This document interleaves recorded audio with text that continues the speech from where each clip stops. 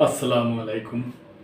প্রিয় দর্শক, এখানে একটা নিউজ। ভুটান দেশের যে সরকার পাখি পালে আর কি, ভুটান সরকারের পাখি বাড়ি, এরকম একটা হেডলাইন আর কি। তো আমি ভাবলাম যে নিউজটা আমার কাছে কৌতূহলী মনে হলো আপনাদের সাথে শেয়ার করি। ভুটান সরকারের পাখি বাড়ি, পাখির কিচিরমিচির আর সুরেলা কলতানে ভোর শুরু হয় রবিউল হাসান ওরফে ভুটান সরকারের পরিবারের। এই সুর দিনভর ভাসে বগুড়ার ধনুট উপজেলার যমুনা পাড়ের মাধবডাঙ্গা গ্রামে। 4 একর জুড়ে বিস্তৃত এই নিরিবিল চৌহাটি এখন সবার কাছে পরিচিত পাখিবাড়ি নামে। গ্রামে শত শত মানুষ প্রতিদিন উপভোগ করেন এখানে হাজারো পাখির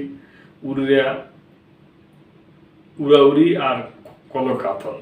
ভোর হতেই গাছের মগডাল কাপে পলকের ফরফরে আর হাওয়ার মৃদু ছায়া। এমন এক প্রকৃতির স্পিন মাঝে বসবাস করছে ভুটান সরকার। তিনি এই বাড়িকে প্রকৃতির সঙ্গে এক নীরব চুক্তি হিসাবে মনে করেন। তবে যোগাযোগ ব্যবস্থা দুর্বল হওয়ায় পাখি বাড়িতে পৌঁছানো সহজ নয়। ভাঙ্গা রাস্তা আর দুর্বল যোগাযোগ ব্যবস্থার কারণে অনেক দর্শনার্থীকে মাঝপথ থেকে ফিরে আসতে হয়। বাড়ির মালিক ভুটান সরকার বলেন, প্রায় ৩৫ বছর আগে এক বিকেলে প্রথম এক ঝাঁক পাখি এসে বসেছিল বাড়ির তেঁতুল গাছে। সেদিন কেউ ভাবেনি সেটি হবে এক দীর্ঘ বসবাসের সূচনা।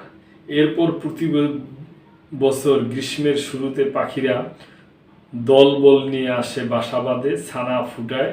বর্ষা, শরৎ, হেমন্ত শেষে শীত এলেই তারা দল বেঁধে চলে যায়, আবার পরের বছর ফিরে আসে। 4 একর জুড়ে পাখি বাড়ির সামনে 2টি বড় পুকুর পাড় ঘিরে মেহগিনি, করই, জাম, তেঁতুল, আম, কাঁঠাল সহ নানা প্রজাতির গাছ।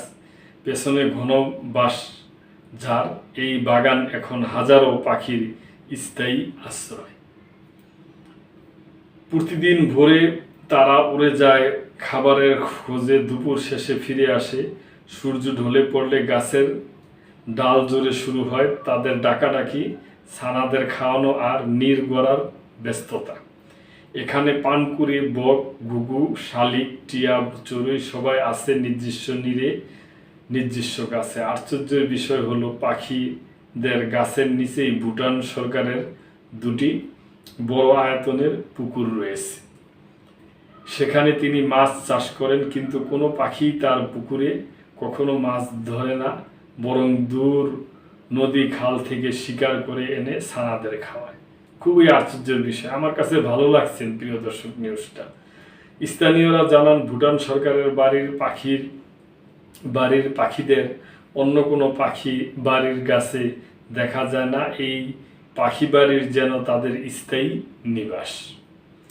বাড়ির লোকজনও পাখিদের আপন আত্মীয়র মতোই দেখে। প্রতিদিনই আসেন প্রকৃতি প্রেমীরা, কেউ ছবি তুলতে, কেউ কবিতা লিখতে, কেউ বা শুধু প্রকৃতির এই মায়াবী সঙ্গ অনুভব করতে।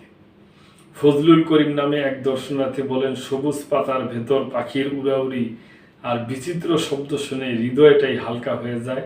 এমন দৃশ্য শহরে দেখাই যায় না। স্থানীয় প্রকৃতিপ্রেমী আব্দুর রাজ্জাক বলেন, এটি এখন শুধু একটি বাড়ি নয়, পরিবেশ সচেতনতার জীবন্ত প্রতীক। অনেক স্কুল কলেজের শিক্ষার্থীরা এখানে আসে, কেউ ছবি আঁকে, কেউ কবিতা লেখে, যেন এক জীবন্ত পরিবেশ শিক্ষা কেন্দ্র। সাবেক ইউপি চেয়ারম্যান আতিকুর করিম আপেল বলেন, শুধু উপজেলার সবচেয়ে সুন্দর জায়গা ভুটান সরকারের বাড়ি। পাখিরা এখানে নিরাপদ আশ্রয় পায় বলেই এটি অভয়ারণ্যে পরিণত হয়েছে। তবে সরকারিভাবে পাখিদের সংরক্ষণের উদ্যোগ নিলে প্রকৃতি আরও সুন্দর হবে। পাখিদের টিকিয়ে রাখতে সরকারি উদ্যোগ জরুরি। স্বেচ্ছাসেবী সংগঠন তীরের সভাপতি আশামণি বলেন, সরকার যদি এলাকাটিকে পাখির অভয়ারণ্য ঘোষণা করে এবং নতুন গাছ রোপণ সহ সংস্কারের ব্যবস্থা নেয়, তাহলে এই সৌন্দর্য বহু বছর টিকে থাকবে। পাখি বাঁচলে প্রকৃতি বাঁচবে, আর প্রকৃতি বাঁচলেই মানুষ টিকবে। প্রিয় দর্শক, আপনারা খেয়াল করছেন কিনা এখানে ভুটান সরকার মানে লেখা, ভুটান বাড়ি মানে লেখা, কিন্তু নিউজটা পড়া আমার কাছে কোনোভাবেই মনে হয় না যে এটা ভুটানের, আমার কাছে মনে হয় বাংলাদেশে। তো এই রহস্য আপনারা, এইটার রহস্য কি আপনারা অবশ্যই কমেন্ট করবেন এবং লাইক কমেন্ট শেয়ার করে সাবস্ক্রাইব করে মেম্বারশিপ নিয়ে আমাদের পাশেই থাকবেন। আল্লাহ হাফেজ।